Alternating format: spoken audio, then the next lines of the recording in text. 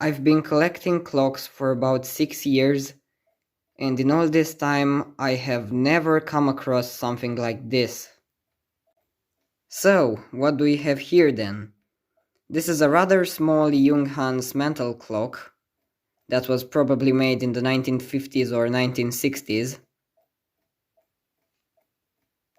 It has a mid-century modern design, and as you might see, it has a completely leather-covered case.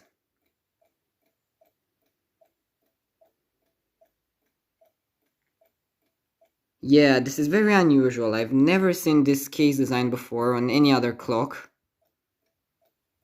So it's an interesting sight for me.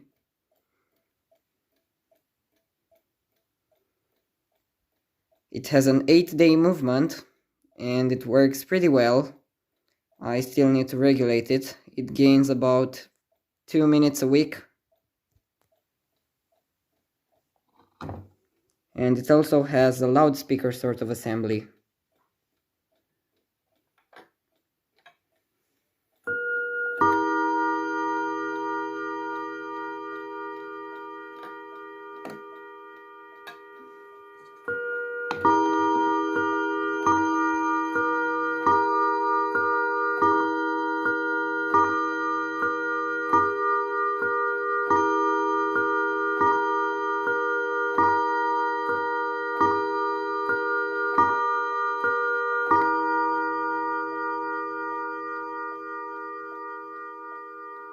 The chime rods resonate much better on this clock than on my Junghans loudspeaker wall clock.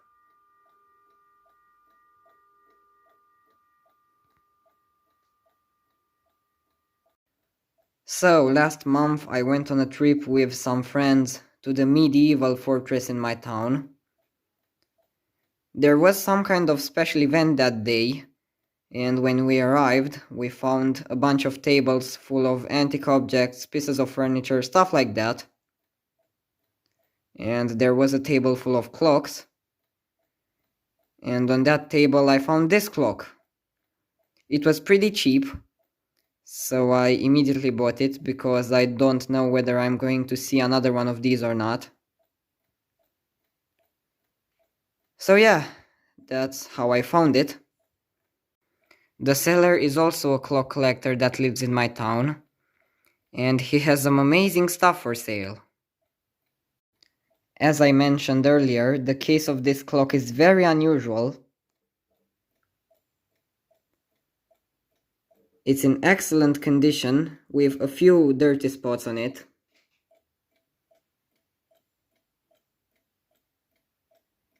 I'm not going to clean it because I don't know how to clean this case without damaging the leather.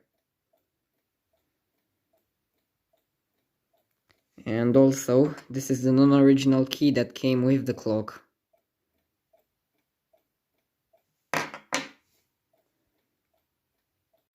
Before I'll show you the movement, this is what's underneath the clock. Those are the solid brass feet. This is the loudspeaker assembly. And this is the serial number. I've googled this serial number, and the first thing that popped up was an image of a similar clock that had a red base and a red chapter ring. This is the movement inside the Junghans leather-covered Mantel clock. It's very similar to the movement inside Danny's clock's hanger clock. The only difference is the way the hammers are linked to the movement. I'm not going to show the front of it because I don't feel like unscrewing all of those screws, so I'm going to put a link at the end of the video that leads to Danny's clocks video. By the way, Danny, big inspiration.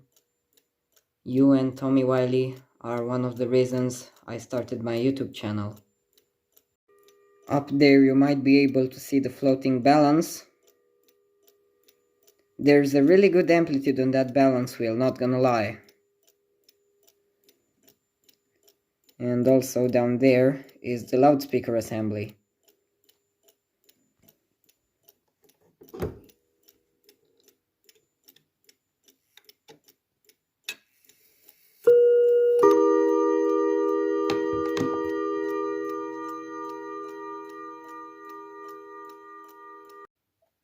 So yeah, that's pretty much everything I have to say about this clock. See you next time.